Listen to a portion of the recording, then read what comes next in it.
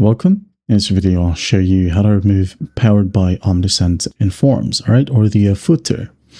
As you can see here, when we open up a form, or even under emails, right here we have powered by Omnisend. Now to remove this one, all you need to do is just upgrade to a plan, okay?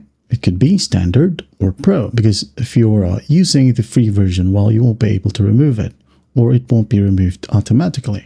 So what you'll do is just go back to the Omnisend dashboard. Now go to the top right, click on upgrade right here. And as you can see with standard and pro, when you go ahead and scroll down, remove the branding or Omnisend branding is checked. That means when you buy either one of these upgrades, well, you don't have to worry about the Omnisend branding anymore. As you can see here, if you're just using the free plan, which I am currently using, as you can see, Omnisend branding will stay in my pages or emails.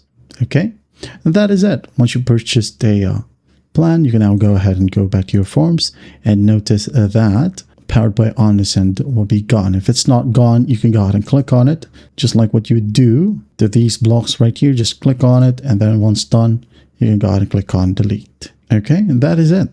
I hope this video helps, and I'll see you in the next one.